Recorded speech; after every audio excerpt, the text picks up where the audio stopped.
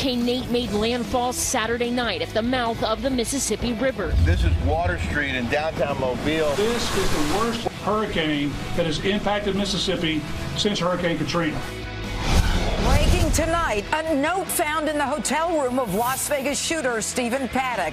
It was a mathematical calculation so the killer could murder as many people as possible. The president tweeted there's only one thing that's going to work with North Korea. This should have been handled 25 years ago. Should have been handled 10 years ago. I was handed a mess.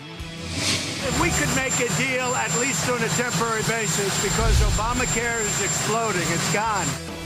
I'm thrilled y'all are here, and just know that we love you. Let's go right. Helping vets transition from military life to civilian life is going to be a huge contribution to the country. I'm Jason Aldean. When America is at its best, our bond and our spirit, it's unbreakable.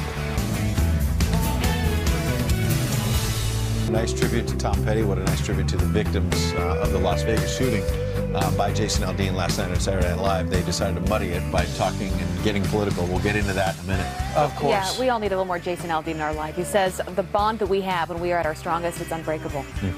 I'm going to go with that. I like that message completely. Yeah. Dean Cain, welcome back. Thank you so much. I'm very happy to be here. It is a good time. You guys are peppy in the morning. We do. We have fun. You're not welcoming me. And we always love having you on here. I was antiquing last weekend, so I wasn't here.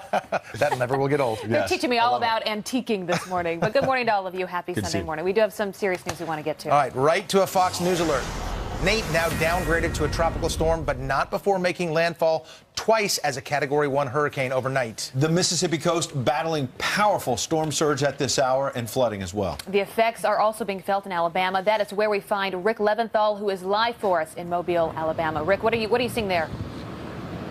Good morning, Ed, Dean, and Abby. The rain has stopped here in Mobile, but there are still problems to deal with, including about a foot and a half of water here on Water Street, which runs along the Mobile River in downtown Mobile. You can see the ramp to Highway I-10 right there. Some motorists have been coming down the ramp, seeing this high water and making a U-turn.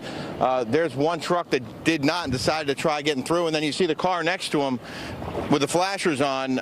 He stalled out, and he told me, the driver, that he's going to wait for the water to recede and then try to get his car out of there. That might be a while. And here comes an 18-wheeler trying to make its way past the convention center and onto the highway. There is a lot of coastal flooding, not just in Alabama, but of course in Mississippi, in Biloxi and Gulfport, where the storm came ashore just after midnight as a Category 1, 85, 90-mile-an-hour winds. It was a very fast-moving storm, about 20, 25 miles an hour in forward speed, so it didn't linger very long. Didn't dump as much rain as it could have if it had been a slower storm, and because those sustained winds were moving through so quickly, it didn't do a whole lot of property damage. In fact, Mississippi emergency officials tell us that they're not hearing any major reports of damage, but they're going to assess when the sun comes up. No reports of deaths or injuries that we've heard so far as this truck makes its way past us headed towards the highway. But there are power outages, tens of thousands of them, including some 46,000 people without power here in the Mobile area. So that's another issue. And of course, this storm is still packing some pretty powerful winds and a lot of rain. It's moving its way now north of us. So there are people inland that are going to be dealing with Nate for some time to come. This is the first time since Katrina that Mississippi took a direct hit from a hurricane, and they are, again, going to be dealing with some issues there and assessing the damages once that sun comes up, guys. All right, Rick Lightforce, thank you so much. If you have to be in a car, you're going to want to be in that FedEx truck. FedEx, but it absolutely positively has to be there overnight. FedEx. That was a commercial for FedEx right there. They were going through the... Totally. Wow. Unbelievable. And Rick rolled with it. He did. He rolled right with it. Rick rolled it. Well, speaking of Rick, let's go over to our other Rick Reichmuth, for what we can expect throughout the day and tomorrow. What are you hearing? Well, I tell you, Rick was just talking about Katrina. That brought about a 30-foot storm surge onto Mississippi coastline. This one about a 5-foot storm surge. So a far less significant storm than that one, obviously. But that will still cause some damage across the coastline there. Rain still to be had. There will be more coming through the area. This is a look at the future radar. Watch what happens throughout the day today. The worst of the rain moves in throughout North Georgia, in across parts of the southern Appalachians, throughout the evening tonight in towards the central Appalachians, and by tomorrow headed in across parts of the mid-Atlantic and towards the northeast. There's a lot of rain for a lot of people here, so we're going to be seeing some localized flooding eventually all the way up in across parts of the northeast. You see those reds that are there, even all the way up up in across parts of Pennsylvania and in throughout upstate New York. We're talking about some spots that are going to see over 4 inches of rain combined from a front that's moving through. That is what is actually pulling Nate up towards the north. Because of that, that localized flooding potentially could be damaging for some people. Be very careful tomorrow morning in your commute across a lot of the roads as well. But we are in the short term watching flash flooding that's going on across parts of the panhandle of Florida and throughout southern Alabama, and then flood warnings go in effect across the North Georgia mountains and up across parts of the southern Appalachians right now. Guys? All right, keep a close eye on that. Thank you so much, Rick. One thing I got to say, I apparently put Peyton Manning in the Hall of Fame too early. He's not eligible till, I think, 2020, but he's going to be there, Peyton. I'm going to back you up on this. He is a Hall of Fame quarterback, period, whether he's been inducted yet or not, so you're fine. All right, he should be. He will. I'm glad you clarified. Done, thank you. I got in trouble for that. All right, well, we are still trying to figure out details on this Las Vegas killer, and at this point, about a week out, there is almost nothing, right? We have nothing on social media, nothing from anyone that knew him or was in his inner circle, but we're getting some new insight into what was inside the hotel room. There's a photo there. Some of the police officers that were the first to barge in his room and saw him dead on the ground there, they'll be on 60 Minutes tonight, and they talk about the note that you can see there circled, found on a table in his hotel room. And here's what is written on it. This is what the officer says in the 60-minute interview. He said, I could see on it, he had written the distance, the elevation he was on, the drop of what his bullet was going to be for the crowd. So he had that written down and figured out so he would know where to shoot to hit his targets from there, from the 32nd floor. Right. So clearly it shows premeditation, which we kind of expected from the early parts of the investigation, but still doesn't give us a sense of the motive. And as you were saying earlier, Dean, once you put the bump stops in there, that throws fires off all over the place. Yeah. But he was shooting fish in a barrel, but it's clear he had intent to do so, and hopefully we'll find out his motive at some point in time. Just how calculating he was. But it's got to be so hard for the families and the people close to those that were lost. Just want to know. To know nothing. And we may never know. I mean, we've had experts on the show the last 2 days. Says we may never know exactly what that motive is. We talk about mental illness. Who knows if he actually had it? I mean, maybe it wasn't diagnosed. There's clearly just so many something was wrong with him. So still a lot of unanswered questions, but what does Saturday Night Live do? They jump in immediately. Weekend update last night. Instead of getting into laughs, they get into gun control. The investigation into the tragedy in Las Vegas this week has sparked a larger debate in America between people who want common sense gun control and people who are wrong. The guy had 47 guns. No one should own 47 of anything. If you own 47 cats, you are not a responsible pet owner.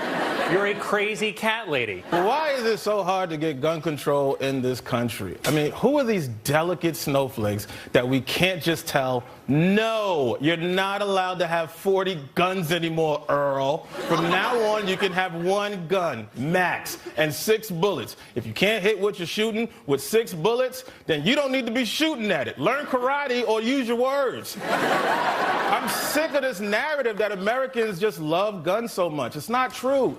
This is what we see happen every time after a horrific shooting incident like this. It turns political, and now we have late night comedy, Dean, that is focusing on wanting to change legislation when it comes to our guns. Was that comedy? Because I wasn't laughing that much. I didn't think it was that funny. They're pushing that agenda more than they are pushing ratings or laughs or anything like that. I don't think it's that funny, and I don't like being lectured.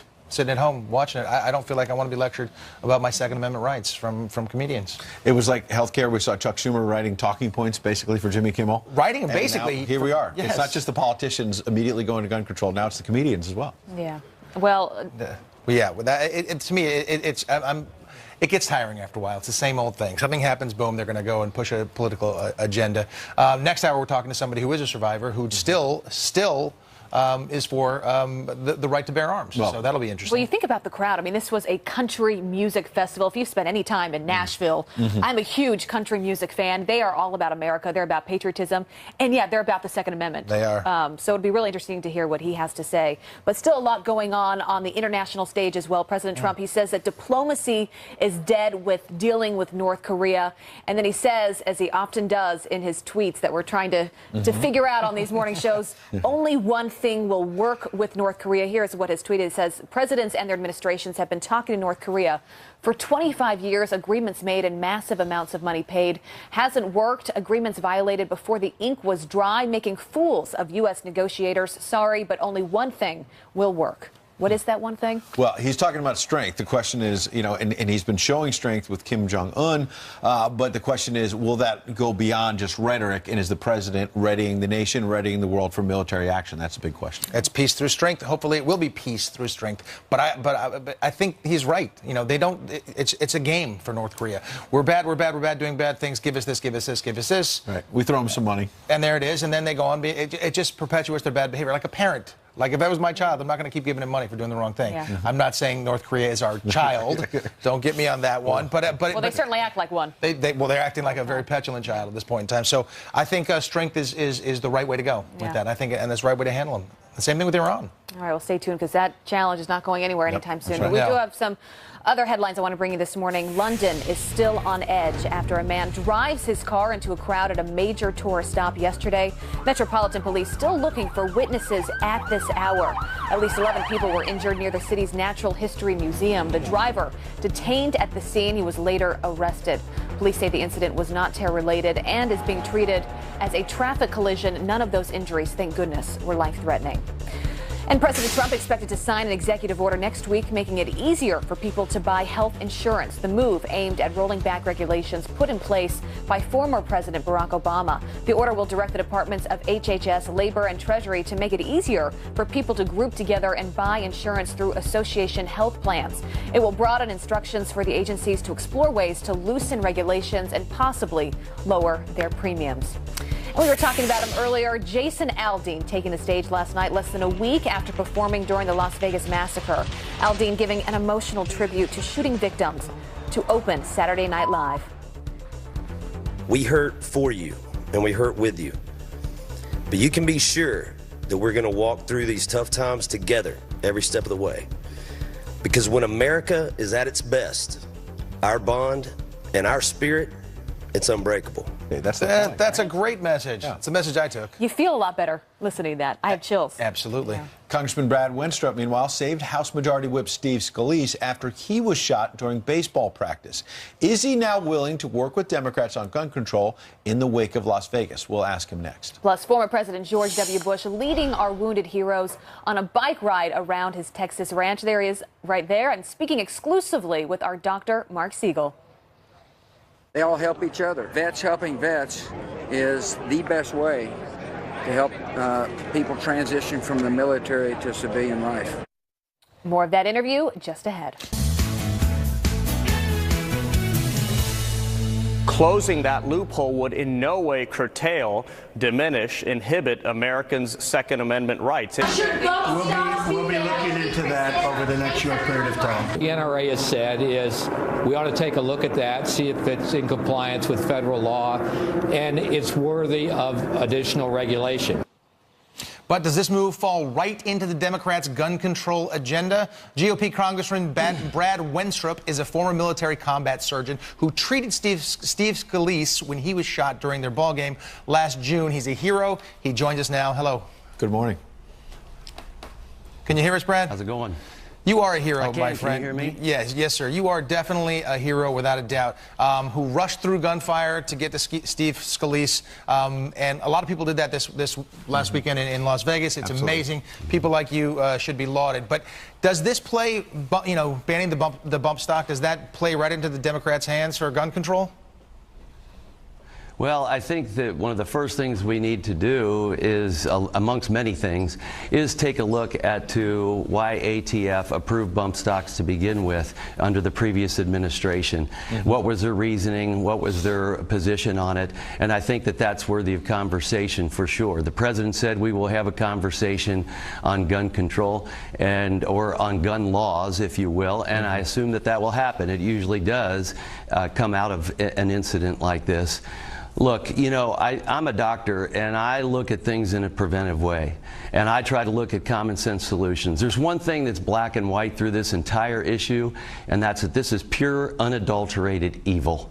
There is no doubt about it. We can all agree on that. So let's look at ways that we can find who is committing these types of violent acts.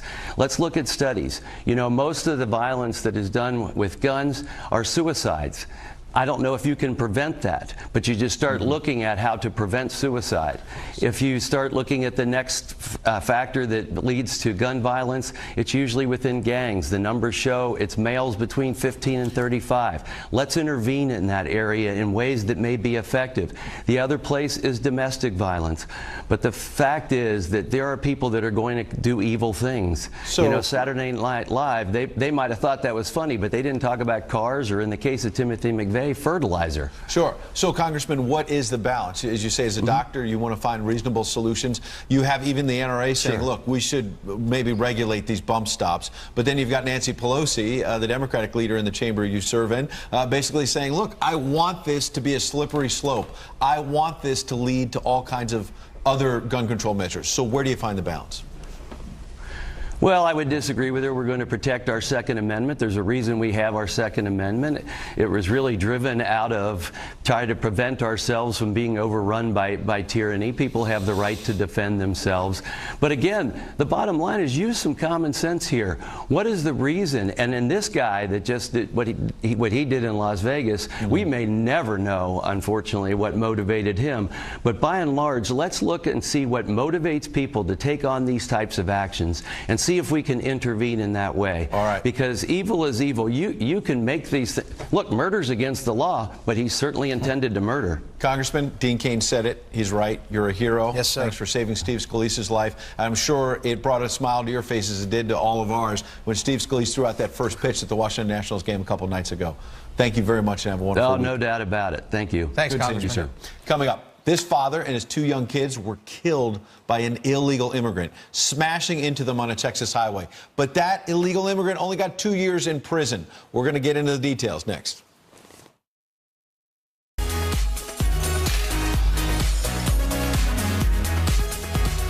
Now your news by the numbers. I'm actually going to walk and talk. First, $40.3 million.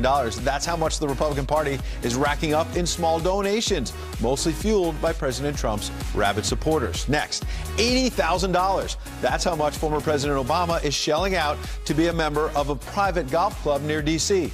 And that's just the initiation fee. Finally, $75,000. That's how much President JFK's speedboat has sold for at auction. The mahogany boat's name, Rest of Us. It's a nod to the Kennedys' growing family over the years. I bet Dean Cain wants that boat. Abby? I'd like that boat, too. Thank you so much, Ed. All right, this story is horrific, and it is really tough to hear. A father and his 2 young children killed at the hands of an illegal immigrant who we just learned will basically get a slap on the wrist for those 3 precious lives that were lost. He's going to spend just 2 years in jail for that crime. Their heartbroken mother joined me yesterday right here on Fox and Friends, and here's what she told us. For some reason, it seems to me that they feel that he should have some sort of special circumstances and he should be treated differently because he is an illegal immigrant. Now, Angel moms from across the country are rushing to her side, making sure that she knows that she is not alone. Wendy Hartling is one of them, and she joins me right now. Wendy, thank you so much for being here. I know this is not an easy topic to talk about. It's probably not easy hearing from other women that have gone through something so similar to you. Tell us your story. Casey and I were very close. She was a great, like, she called or texted me every single solitary day. Yes, and she and her sisters and her brother, they all miss her like crazy, and it was just so bizarre. I was going through a CNA class, and because Casey was a CNA, we were going to get a job at the same place, and it happened halfway through that. So you just don't, you think to yourself, how many people can say this? How many people do you know, me personally, that said, oh, my daughter was murdered by a criminal illegal alien? It's a lot more than I thought. And it seems like more people are finding that strength to come out and speak about it, hoping that it leads to change. So your daughter was murdered a little over 2 years ago. 2 years. A man who was in jail for another crime that had been committed, got out of jail, murdered your daughter, and you find out later that he had been tried to be sent home back to Haiti by ICE, but they didn't have the right paperwork. Exactly. And so that's got to be an issue that has to be fixed. If they're overworked, if there's too many people in ICE, if there's not enough people, excuse me, to make sure these things don't happen again. Yeah. You know, they need to, the Congress needs to help the president. They need to provide, Congress has to provide with funds so we can build that wall, so that we can, what was the other thing? Build the wall. I have it in my... But also just get a better understanding of what all of you have gone through. Yes. I mean, I showed that clip of Courtney, who we had on yesterday, who lost most of her family. She lost her husband, a 4-year-old daughter, a 22-month-old son, and she's now fighting in her state for the legislation to be changed. And I asked her about that, and here's what she told us. Something needs to be done, the message needs to be put across to them that when you come to this country, you need to do it legally, because when they come here, all they're getting is they're committing crimes, they're getting a slap on the wrist, and they're going back to Mexico, or they're going back to whatever country they came from. And they were here illegally, they were committing a crime, and they come here and they commit a larger crime, and they get a slap on the wrist and they get to go home. So I want to see those laws enforced, and I want to see stricter punishment. You're here nodding your head, Wendy. You listen to Courtney there. You're one of the unique people in this country that knows exactly how she's feeling. What would you say to her? I would tell her what I learned. The first thing I learned is that you're never going to get over it. You're never going to get over the grief, the pain. You have to learn how to live with it, and you have to learn how to go on, you know, with your life, and because you have to have purpose. And her purpose is like my purpose. She wants to see the laws changed, or the laws that are already there enforced. And that's what, you know, President Trump and Congress have to come together there and provide, like I said, funds and, and hire more agents and more technology at the borders, so like with drones or something, so that they can stop the ones that trespass into the country or sneak into the country. And there's things that should be being done right now. Absolutely. And well, and hopefully the local congressmen are listening, congressmakers are listening to what Courtney was saying there. Yes. And, you know, your stories are so important in this conversation. Wendy, as I said, I know it's not easy. I'm so sorry for your loss, and I appreciate you coming on and talking about it. Thanks for being here. Thank you. All right, well, he feuded with the president about visiting the White House. So will Steph Curry kneel when the basketball season officially opens up? His surprising comments. You don't want to miss that. Straight ahead. And former President George W. Bush leading our wounded heroes on a bike ride around his Texas ranch. Up next, his exclusive interview with our Dr. Mark Siegel. They all help each other. Vets helping vets is the best way to help people transition from the military to civilian life.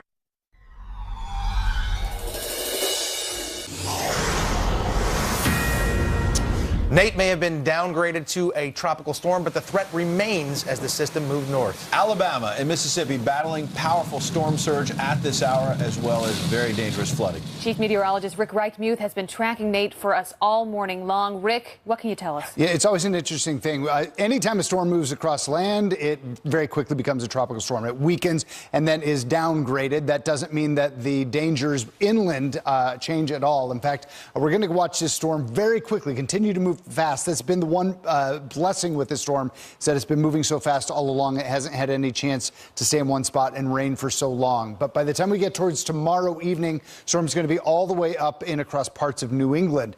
So it will continue to book through the area. But that means a lot of areas going to get this rain. This is the radar, the future radar, a model depiction of what it will look like by tonight. The center of it will be somewhere across the Tennessee Valley, but the rain extends all the way up across parts of Ohio. It begins to interact with the system that's coming in from the west, and then throughout the night tonight in towards tomorrow morning, it moves towards the mid-Atlantic, the northeast, and this is going to be probably by Tuesday morning before it's completely out of here. But before that, it's going to drop a lot of rain. In fact, some spots all the way as we head in towards the northeast, looking at over 4 inches of rain with this. And because of that, we're going to watch flooding far inland from the storm, far away from the center impacts for where the storm came on shore. Guys? All right. Thank you so much, Rick. You bet. As he said yesterday, hurricane season active until the end of November. And it's been an active one so far. It really has been. All right, Terrible. to some other headlines we're following as well. President Trump says the White House Chief of Staff, John Kelly, won't have to worry about his job security. John Kelly is one of the best people I've ever worked with. He told me for the last 2 months he loves it more than anything he's ever done. He will be here, in my opinion, for the entire 7 remaining years. All right, media, you heard it right there. Well, the 7 vote of confidence comes amid reports of turmoil in the Trump administration, including an NBC report saying that Secretary of State Rex Tillerson wanted to resign, which both he and the president have now denied. And a student is suing her high school over the Pledge of Allegiance. India Dandry was expelled from her Houston school for sitting during the pledge. The 17-year-old says she has not stood for it in years because she doesn't believe the flag represents justice for everyone. Her lawsuit is claiming students cannot be forced to stand. She is now allowed back in the school, but says she will continue to sit. I feel like we need to talk about that one. Yeah. And you won't see NBA star Steph Curry kneeling on the basketball court. The Golden State Warriors saying Saturday that the anthem protest would be counterproductive. Instead, he says there are better ways for players to make their views known, like being active in their communities. Last week, the NBA sent a memo to teams reinforcing an existing rule that players must stand for the anthem when the season starts later on this month. I think they've learned a lot from the NFL. They do. Next, He's going to stand. You know, why don't you take this away, Dean? Oh, yes. The Florida Gator fans get loud, paying tribute to late rock legend Tom Petty. That's amazing.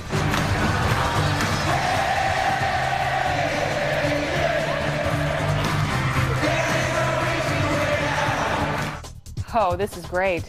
Yeah, and I he think loves so. any opportunity to put a video in of the Gators. Yeah, he also likes the Mets, though, and there's very few highlights. So he's got to go with the Gators. Yeah. But that's a great thing. What a great tribute That to was him. awesome. It's amazing. Talking about wonderful tributes, former President George W. Bush reacting to the terrible tragedy in Las Vegas. In our midst are evil people.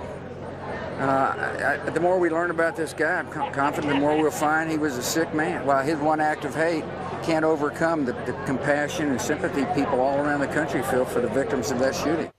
The president making the comments to our own Dr. Mark Siegel during the 2017 Bush Warrior 100K bike ride yesterday, which takes place every year on the Bush Ranch in Crawford, Texas, which is a great thing. It is. And Dr. Siegel joins us now with more on that. Doctor, tell us all about it. Good morning.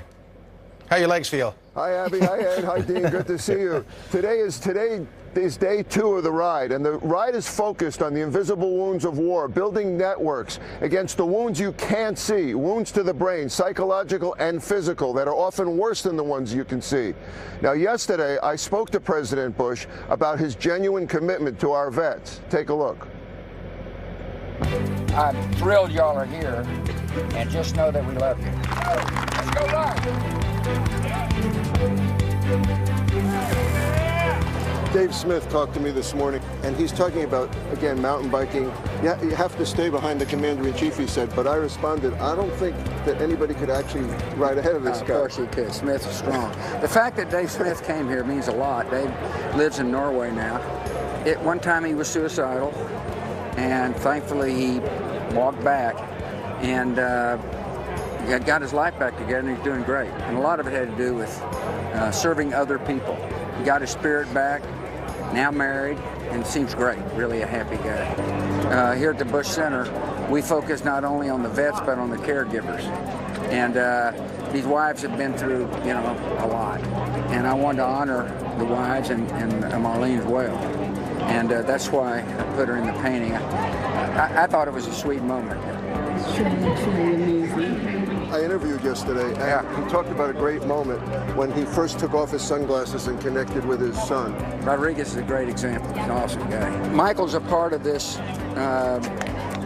peer-to-peer counseling group that have come together as a result of mountain biking and golf. And they all help each other. They've been hurt, and they're coming back from their injuries. And vets helping vets is the best way to help people transition from the military to civilian life.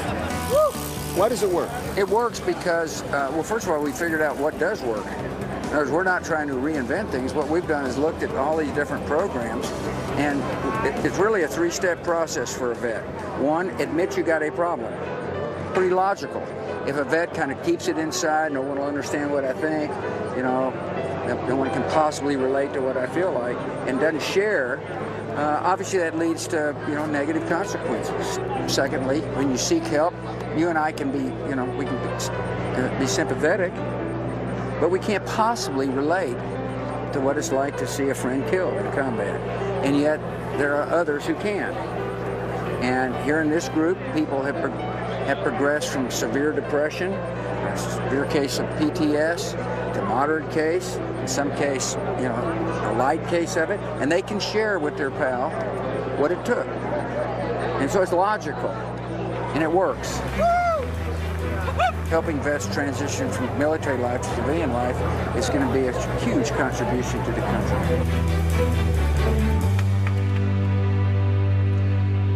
You guys, I think that by painting the vets and doing the portraits and along with riding with them, President Bush really got in very deep.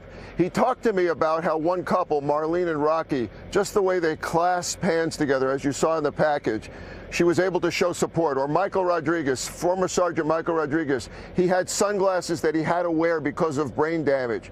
But when he finally got to take the sunglasses off and see his son, got to see his eyes for the first time ever, they reconnected. That kind of emotion permeates the place here. It permeates the ranch today. And we call it hero dirt. They're riding today back in hero dirt. Guys, back to you. That's so powerful. I love that the president does that. You know, I love that he goes and does that. It's actions over words, and it really is. And he does it every year, and I know so many vets, and they appreciate it so much. So my heart just. You used a great word when we were watching. You said it's just so genuine. You know that it's so close to his heart, and to have all those veterans together when they say, you know, it allows them to open up and realize they're not alone. That I'm struggling with something, you are too. It's okay that we talk about it. It's okay. And that's that a thing they wouldn't do in the past. They wouldn't talk about that stuff. So it's amazing. Wonderful. It's awesome. Appreciate Dr. Siegel bringing us that story. Coming up, a big show still on tap. Next hour, we'll talk to the big kahuna, the former Education Secretary Bill Bennett and David Bossidy. No slouch himself. No. And here, did James Woods retire from Hollywood or not? This morning, the actor is clearing the air. It's important.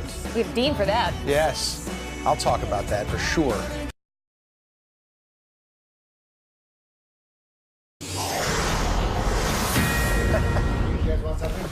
We're back with a Fox News alert. Tropical storm Nate slamming the Mississippi coast, bringing powerful storm surge. The bold system downgraded, but still fiercely moving inland after making 2 landfalls as a Category 1 hurricane. Asha Staples from Fox 10 in Biloxi joins us live now with a look at some of the aftermath there in Mississippi. Asha, what can you tell us? Well, Ed, Abby, and Dean, all we can tell you right now is as the sun is creeping up slowly, we're able to get a better picture of exactly what Nate brought here in this area. You can see right behind me, there's debris along the Biloxi town green. That's pretty much what we've been seeing so far. If you can imagine, just hours ago, we're right in front of the Hard Rock Casino on Highway 90. And if you can look at the parking garage, imagine about 3 to 4 feet of water in that parking garage just hours ago. And, you know, as quickly as that water came in, you know, the storm quickly took it back out to sea. So it's surprising to see that the roadways are for the most part dry. What we are seeing is a lot of crews coming to clear out the debris and clear the roadways. Now, we are still under a mandatory curfew in this area. Last night it went into effect at 7 p.m. and it will last until 9 a.m. So we haven't seen a lot of people, you know, that live in this area on the roadways, just a bunch of power crews, construction crews,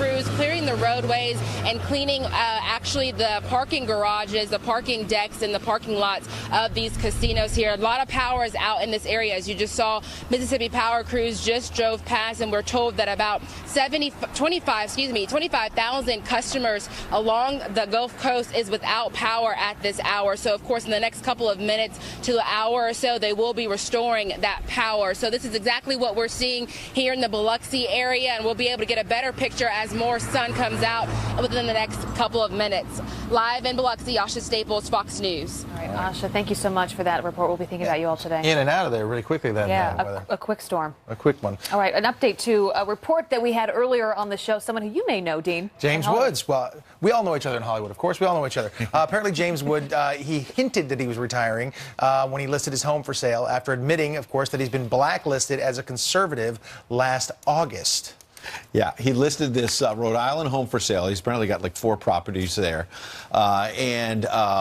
A realtor listed one of them and said, hey, he's retiring from Hollywood, so here's one of his homes. If you want to own it, it's on the water, it's beautiful. So now James Woods is clarifying with the Washington Post and basically... Well, he had to clarify because of the firestorm. Everybody's like, he's gone, James is gone. And basically saying all he told this realtor and others is that he wants to simplify his life as he moves to retirement. And he said the only reason I express my views is that I have accepted the fact that I am blacklisted. And let me tell you what, you know, when you're dealing with that in Hollywood, you say something and people come after you. I mean, they come after him on Twitter. He's very vocal on Twitter. He says a lot of things. And they turn on you with a venom. You're not allowed to have that perspective. You can't have that point of view. Why? Why? Has it always been that way, or have you seen it get dramatically worse just in the Trump era? Oh, absolutely. It's gotten a ton worse in the Trump era. Yeah. There's no question about it. They say things...